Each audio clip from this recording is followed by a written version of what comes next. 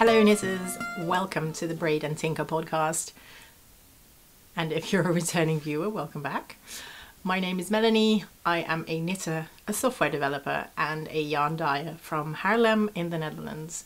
You can find me on Ravelry as Braid and Tinker. You can find me on Etsy as braidandtinker.etsy.com. And I'm pretty active on Instagram, where you can find me as Melanie Knits. If you would like to get in touch with me about this podcast, you can email me at BraidAndTinker BraidAndTinker@gmail.com. I have a cold and I've probably been sick or ill or having a flu or whatever for most of this winter season. I have a 2-year-old who goes to daycare and he is a little bundle of germs, and every time I get better I get sick again. So I'm really ready for spring and for this nonsense to end. But in the meantime, the snot is affecting my brain, and I therefore have written everything down in my knitter's bullet journal from Shawl, which is a yarn store in Rotterdam. And I just have many notes because everything is all over the place.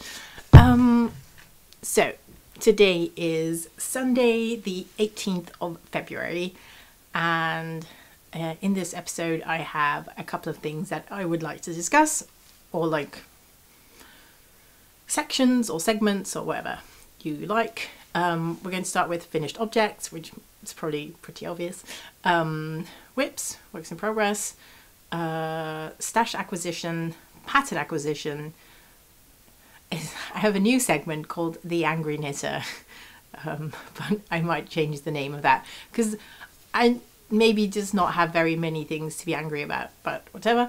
And at the very end of the episode I have some Dutch knitting history to talk to you about, and I think this will be pretty fun. The sort of like theme of this Dutch knitting history bit is going to be the tale of the impossible glove, or actually the impossible gloves, because it's a set of 2. But yeah, I hope you guys enjoy that, because I found it very interesting to sort of like dig up a little bit of Dutch knitting history, but you know, might not be everybody's cup of tea. So let's start with finished objects. So I think this was last week or the week before that, I finished my Piwkeyeyu shawl.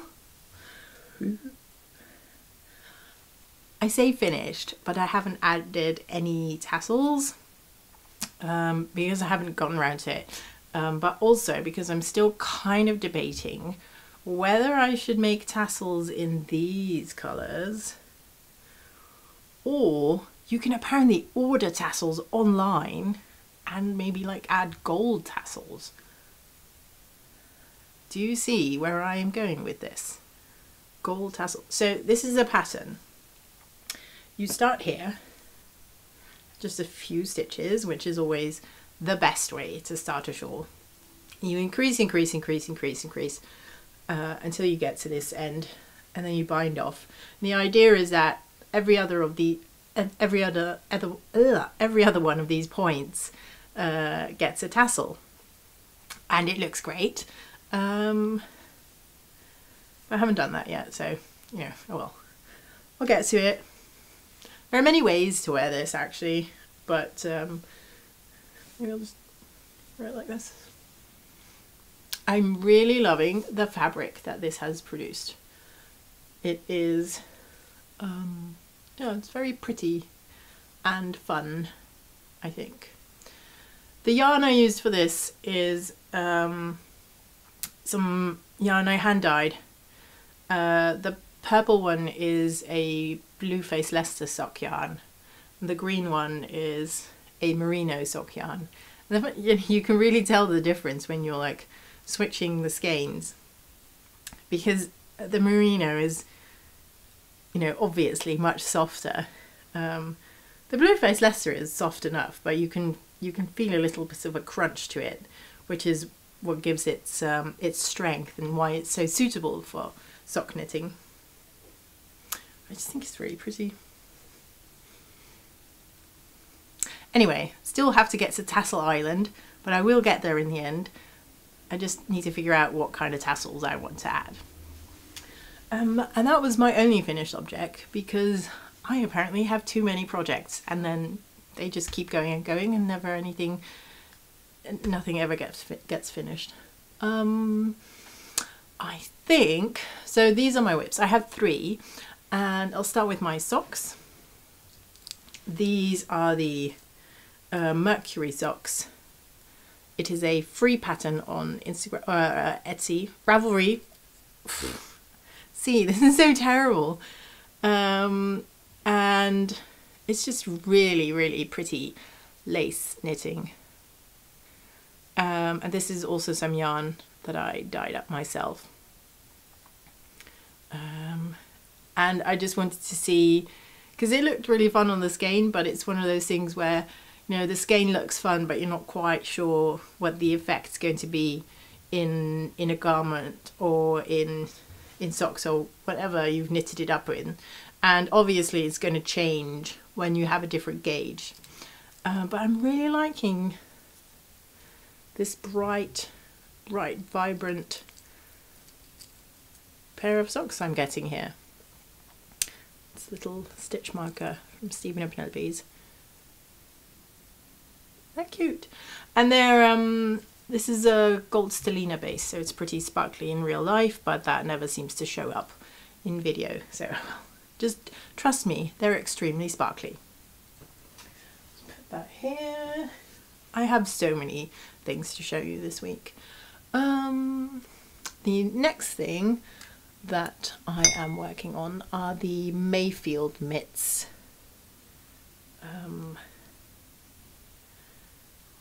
And this is where I was last time I talked to you guys, and I hadn't done a lot of work on these actually until last night, when I suddenly got the urge and I grabbed them, and so I knit all of that last night.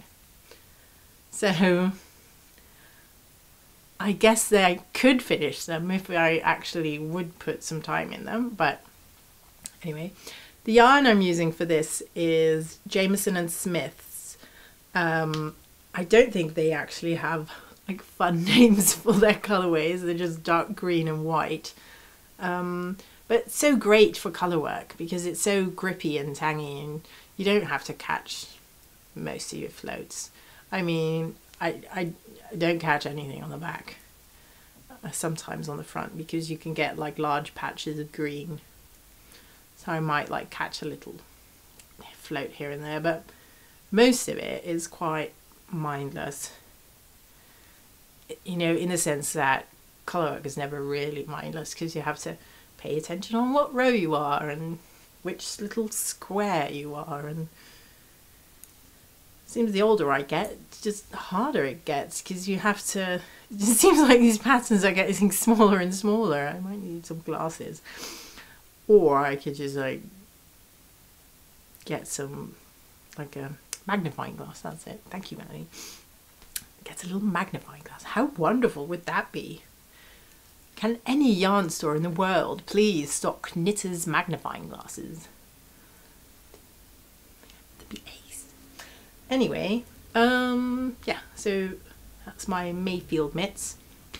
The pattern is by Erica Hauser. I mean, in Dutch I would say Hauser, but she's from the US, so that's probably not right. I think they'll be fine. I didn't swatch because I never do. That will bite me in the butt one day, but up until now it's been fine. Looks good, right? So these are fingerless mitts. So they end up here and they have like a nice little thumb increase. And I think they will be great for spring. They'll be too cool. If I had finished them now, they would be too cold, because it has been absolutely freezing in the Netherlands. Today's a nice day. It's sunny outside. The sky is blue, but it has just been not enjoyable at all. It's been that, like, it always happens like in February, that it just becomes so cold, but it's the end of the winter and you're already really done with the winter. So you're just thinking, come on, just push through to March, then everything will be good again. The only good thing about it, it's just been too cold to go out and do anything, so I've just been sitting inside knitting. So it's a plus, I guess.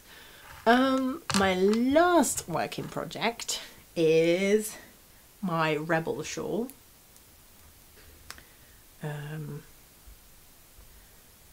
This is a pattern by Knit Graffiti, and it's a brioche shawl, and it has these lovely little flowery bits, and this is actually the top, so it's going to be like this. I don't want to lose my needles because brioche is a biatch to fix, so don't drop your brioche stitches. So this is going to be like the top, and then at the bottom there's like more little flowers sort of growing up. It is a very, very pretty pattern. It's called the Rebel shawl because it was her sort of tribute shawl to Carrie Fisher, who plays Princess Leia in Star Wars. So this is like the Princess Leia shawl. I had originally, if you remember, chosen a purple and peach coloured yarn that I had dyed myself to knit this up in, but I decided I wanted something more neutral in the end. So I hadn't done much work on it yet. It was like a tiny sliver of brioche, so I frogged that back, and yes, I have these colours now. So these are from Walk Collection. She is a, I believe, German hand dyer who lives in the Netherlands, but it could be the other way around. I'm like 75% sure she is German but lives here. Yeah, but no prizes if I'm wrong. And this is the Masala colorway, and I am obsessed with this. I usually don't really gravitate towards like these browny, orangey, ochre types of colours, but I do now for some reason. I think my colour palette taste has just changed or something. But knitting this is so much fun. It is just feels like you're knitting with gold. It is so beautiful. And it's not even like heavily speckled, something I usually very much enjoy. I really love a good speckle. This is just so wonderful to knit with. And then I've paired it with this, it's called Cream Cherry Brittle. It's a white with different like green and brown and orange speckles, but the white has a pinkish undertone, which is why I think it's called Cherry Brittle. I don't think the name suits the yarn very well, but it doesn't really matter because I do really like it. And I love this combination. I think it works so well in brioche. It's so pretty. And I especially, because I'd chosen this masala colour for the back because I thought it was the more boring colour because it doesn't have speckles. But I am finding this like the nicer colour, or like nicer side actually. It doesn't matter, brioche is reversible, so who cares? It's just that on this side you can really see the flowery bits, and on this side it just looks different. It's such a beautiful sheen to it. I cannot put this away, honestly. It's such an enjoyable knit. And I know in the past I've complained about single ply yarn because it's immediately when you buy it, it's already so fluffy and you just know it's going to pill like crazy. But it's just so pretty. I've just accepted that's going to happen. I will endure all the pilling. It's just a fact of knitting. I'm eating a cleanser ball at the moment.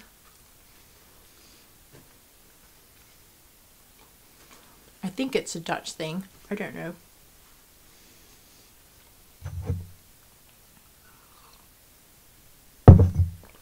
It's like a bun with raisins and it's delicious. So those were my works in progress. Let's get on to stash acquisition. Because the thing I just showed you, the Rebel shawl with the 2 skeins from What Collection, I got that at Stephen and Penelope because last week they had a, no, not 20%, they had a 15% flash sale last weekend. And so everything in the, like all the yarn they had, any yarn, all of it was 15% off. And I got there on Sunday and it was pretty busy. And things were happening and it was a little bit chaotic at the cash register, but it was 15% off, so I enjoyed myself. And so I have quite a bit of stash to show you, or like increased stash acquisition stuff things, even though I had a little no yarn till Scotland rule. So in March, I'm going to the Edinburgh Yarn Festival, and I was planning to not buy any yarn until I get there, so I can buy loads of stuff there. But yeah, so that kind of failed. But anyway, remember this was all 15% off, so it's special. They don't have these sales a lot. Let me start with this. This is Tesselse schapenwol, so it's sheep's wool from the island of Texel here in the Netherlands, and it's the colour is Texel's blue, because that's what they call it. It's not really blue; it's like a dark brown, but in some light, when it's still on the sheep, sometimes it looks as if it has like a blue tinge, and that's why they call it that. But you know, I just liked it because it's from Texel and it's Dutch yarn and it's special. It's not next to skin friendly, I would think. I mean, I would wear it as a shawl or a scarf because I'm a crazy person and I don't mind scratchy yarns very much, but I would think this is not very nice for a shawl or a scarf for most people. I probably wouldn't wear it as a hat because this bit doesn't like scratchy yarns, but I'm thinking of making some mittens with it. It's a worsted weight, so it's quite thick, but it's very pretty, and it tells you so they have like all these sheep farmers on Texel and they sort of like group together, and this part tells you what kind of group, what the name is of the group of the sheep farmers. So I think that's great. It almost feels like they're pointing like this was it. This is the sheep that produced your yarn. So Dutch wool. There was another special yarn thing I got. It's nettle sock yarn from Denmark. The brand is called Onion, and it says that it has strength from the nettles. Sock yarn in nature fibres. It has 70% wool and 30% nettle fibres. I didn't really buy this because of the nettle fibres. I bought this because it's sock yarn in one colour, and I'm quite enjoying my Mercury socks. Where have they gone? Oh, hang on. But I've noticed that the lace, I think the wool is starting to catch my nose. The lace part is, if you have a busy yarn, you can't see the lace part very well. And I would like to do some more lace socks in the future. So I think this will be very nice because it's a slimmer sock yarn and it's only in one colour. So, and the fact that it has a special type of fibre is just a bonus to me. So there's that one. Keeping with my European theme, I got some French yarn. This is Gilead, and the colourway is Aster, if you can tell that. Yeah, so I have 4 of these. These are massive. This is 250 meters, so it's 100 grams, but it's a worsted weight. It's a pretty big bowl, and I'm going to knit the May pullover by Andrea Mowry with that, because I want to do some more garment knitting, and that one doesn't have sleeves, so I think that will be a great start, because sleeves seem to be very boring. I really like this colour. It's like a purpley grey blue, yeah, purpley grey blue grey. Very pretty. And then I also got the skeins from the Walk collection there. So, and then I got more sock yarn. This is Garrn Stories, which is a German hand dyer. This colourway is called Vanilla Skies, which I sort of get it. And apparently this is just like a colour that appeals to me, because I pulled this out, I bought it, I loved it. I went home, I went to put it with my other pretty hand-dyed socks or sock skeins.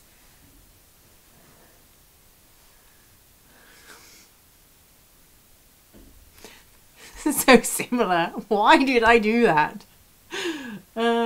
Yes. I feel like I'm revisiting that time when I bought 8 bottles of mint green nail polish from different brands, but I just enjoyed the mint green so much I kept buying the same thing over and over again. So I see that, like, at the tops these are quite different, but here this is extremely similar. So I love it. This is Fool's Gold by Hedgehog Fibers. I really love this, and I haven't used it because I think it's so pretty and I don't know what to do with it, because I'm worried that I'll make socks with them and they'll be ruined or whatever.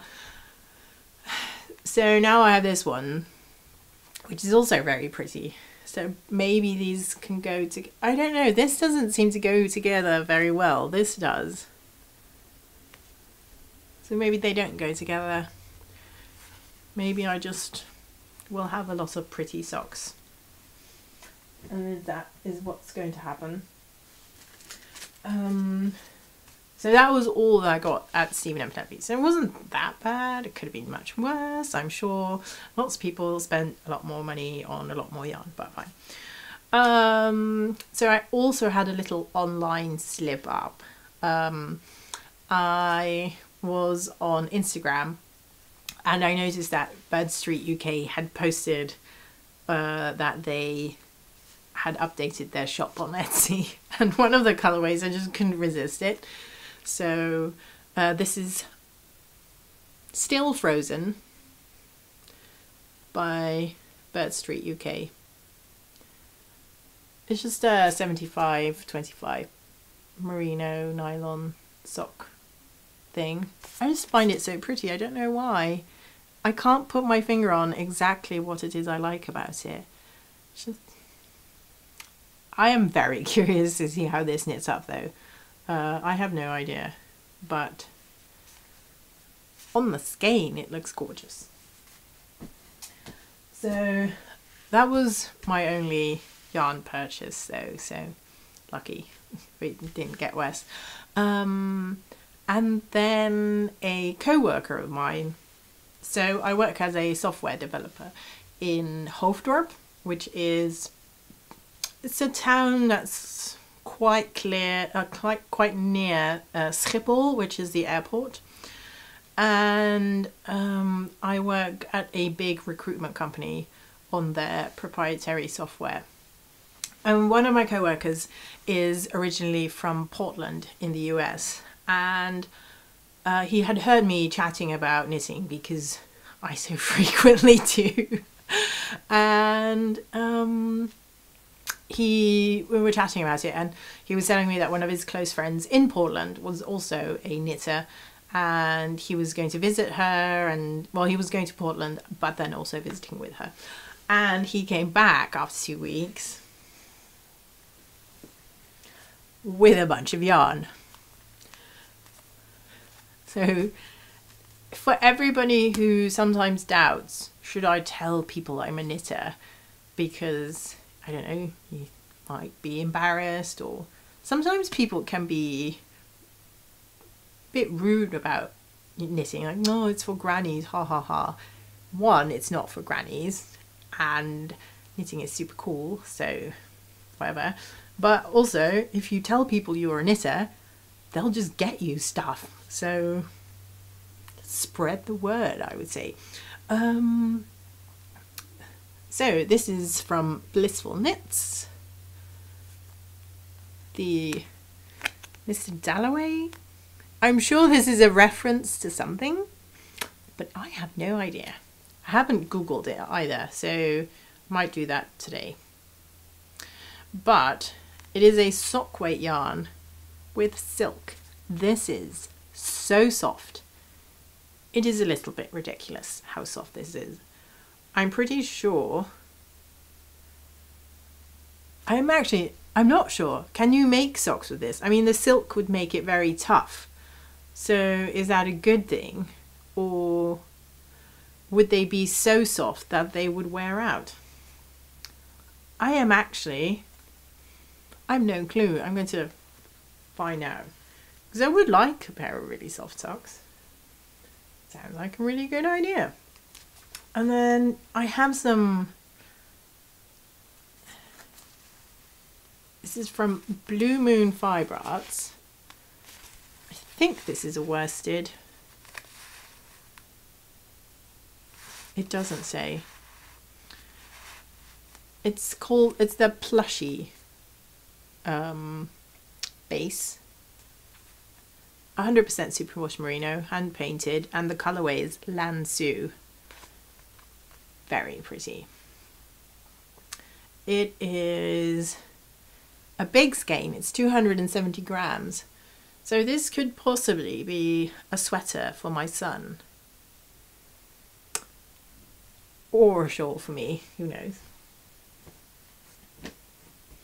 And then the last one was Knitted Wit Victory sock, which is a 80% superwash merino, 20% nylon. And the colorway is PDX carpet, and this is something you can Google. So PDX is the airport in Portland. What people do is they take pictures of their feet when they are like leaving to wherever, and so they're at the airport, and then they take a picture of their feet with the carpet and then post it on social media, and then other people know that they're traveling. And this is inspired by that carpet. And so how perfect is it to make a pair of socks out of this? I think it's hilarious. PDX carpet. So yes, those were my whips and stash acquisition. And then the next part was pattern acquisition. I need to find my notes for that. So last episode I talked to you about the California podcast from Sweden. I'm just going to rearrange my shawl, sorry.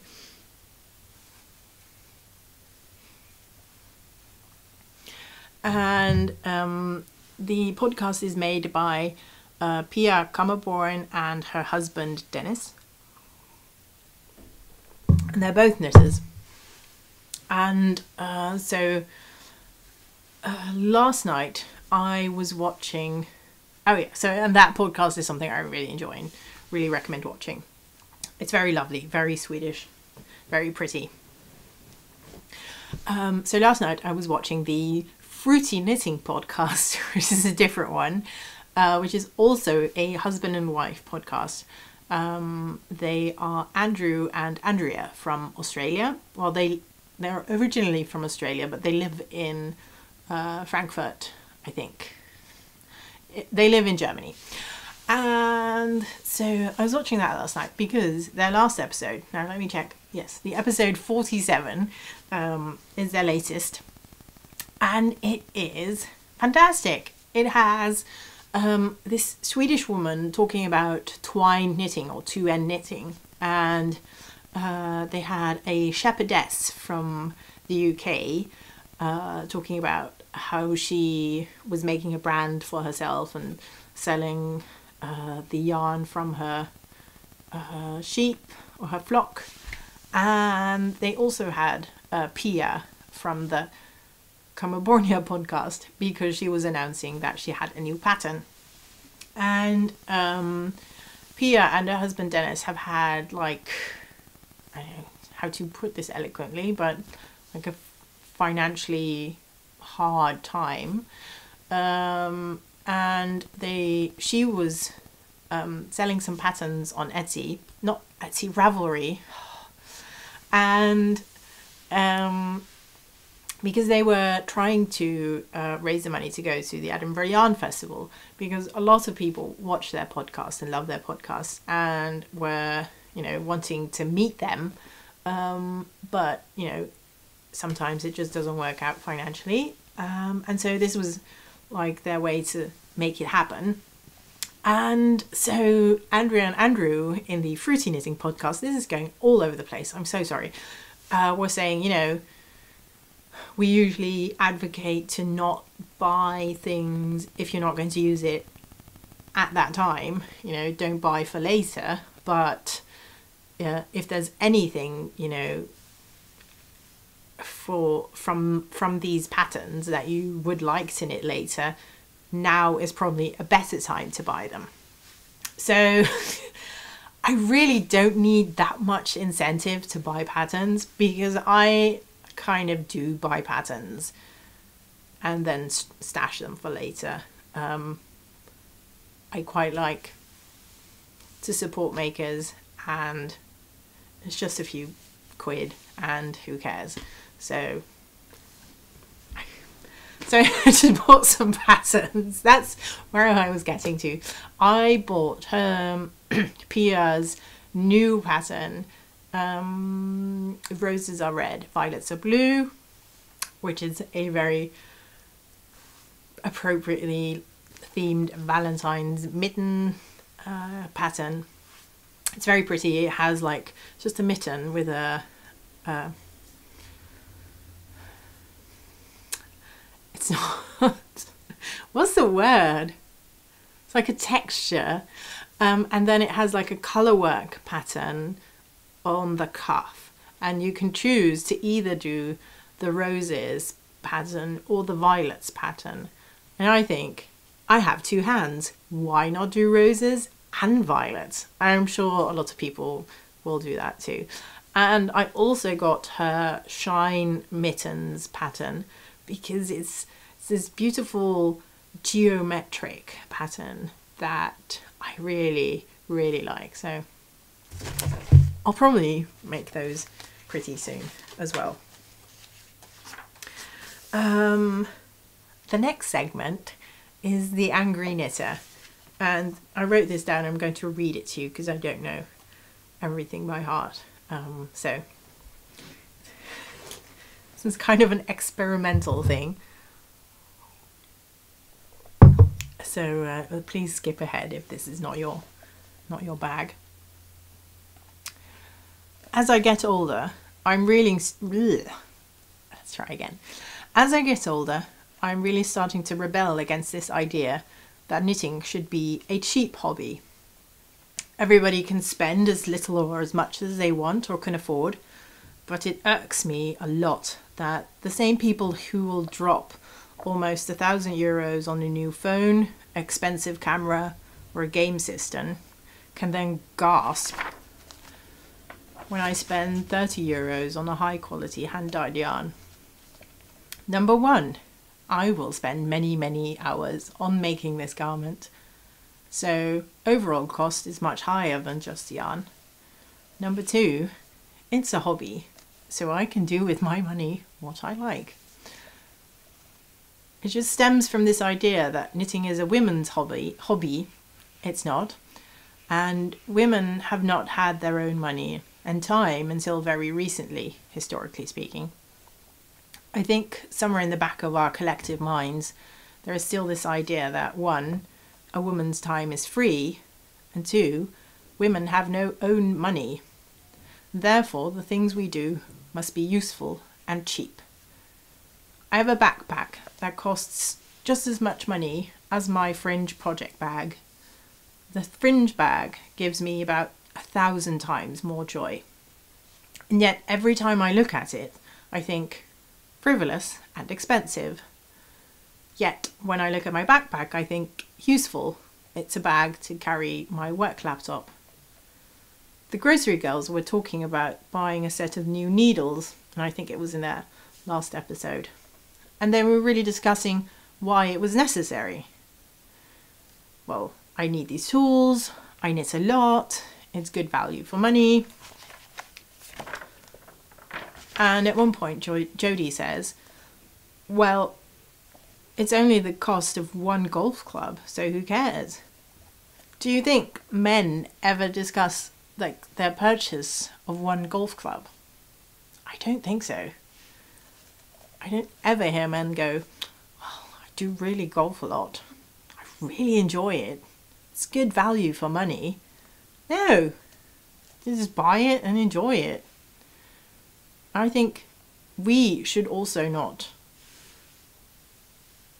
We should just enjoy the things we have or are able to afford and want, and can be happy with that. And if you can't afford something, then you can't, and that's fine too. There are many things that I can't afford. Find something that works for you and for your budget, and don't shame other people for buying nice things or complain to Etsy sellers that their handmade, lovingly made products are too expensive. This, side note, this has never happened to me before, but I've heard that other makers have had these emails. Either buy and enjoy, or move on and enjoy something else. So that was a little bit of Angry Knitter. And if I find something else to be angry about, I will share that with you. The next segment is Dutch knitting history. the title of this podcast episode is The Impossible Gloves. And these are said gloves. And so I think this was in 2014, the Fries Museum, the Frisian Museum, which is a museum in Friesland, which is one of the provinces in the Netherlands, had a exposition on knitting called Breien. Breien is the Dutch word for knitting. And they had a whole bunch of interesting stuff. And I didn't go because wasn't really into knitting as deep as I am now.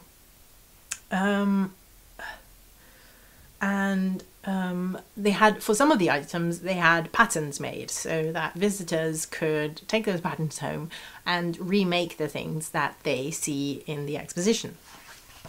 And so one of these things was the impossible gloves, or some people have called them the mystery gloves.